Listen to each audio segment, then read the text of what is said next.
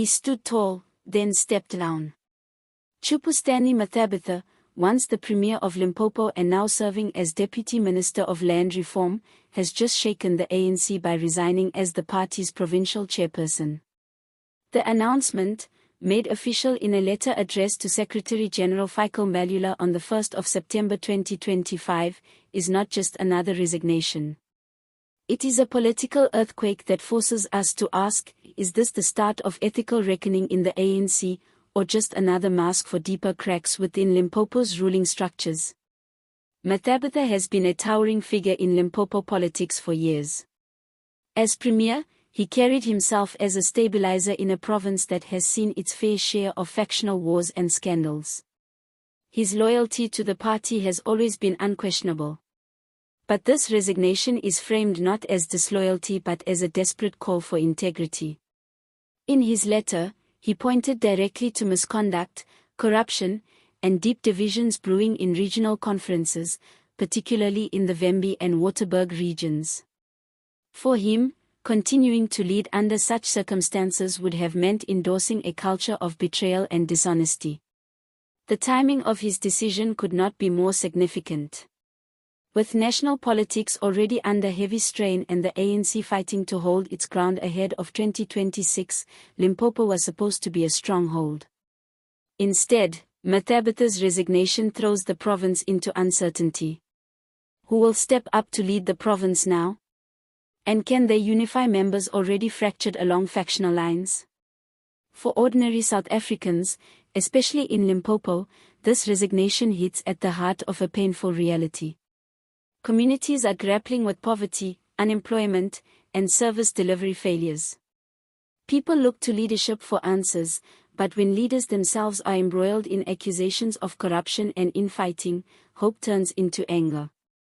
Mathabatha stepping aside may be seen as an act of conscience, but it also exposes how deep the rot may have set in. There are two ways to look at this moment.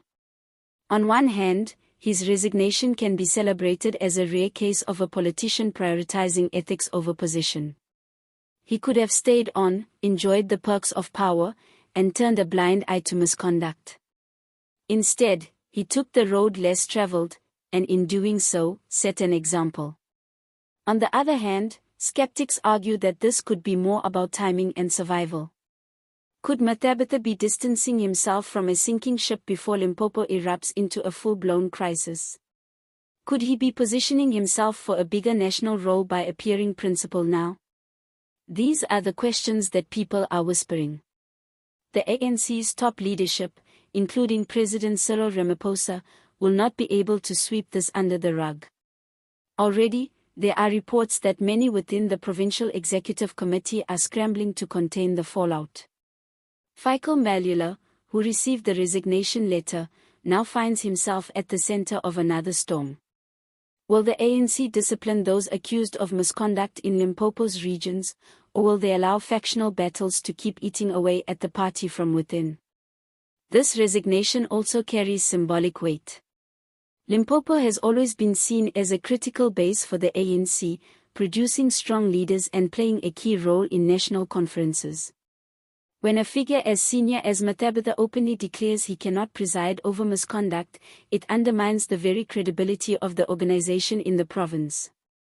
Opposition parties will seize this as ammunition, painting the ANC as broken beyond repair. For South Africans watching this unfold, the key issue is trust. If leaders themselves admit the system is compromised, why should citizens believe the promises made on campaign stages? Why should communities struggling for clean water, electricity, and jobs continue to put faith in those who cannot keep their own house in order? Mathabatha's resignation is more than personal. It's a mere reflecting the state of the ANC in 2025.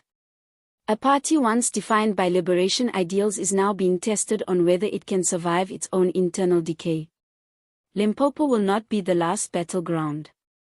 What we are seeing is the slow unraveling of a party's grip on its own moral compass. So where does this leave the people of Limpopo? With leadership in limbo, service delivery at risk, and public confidence fading, the province sits on a knife's edge. The next moves from the ANC will be critical.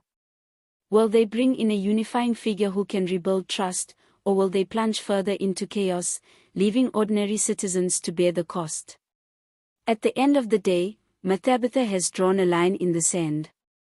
He is saying enough is enough. Whether history remembers him as a man of principle or a clever political strategist will depend on what happens next. But one thing is certain, Limpopo will never be the same after this moment.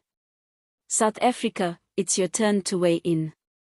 Was this resignation an act of bravery, a rare flicker of integrity in our politics, or was it just another move in a much bigger chess game? Drop your thoughts in the comments below, and let's get real about what leadership truly means in this country.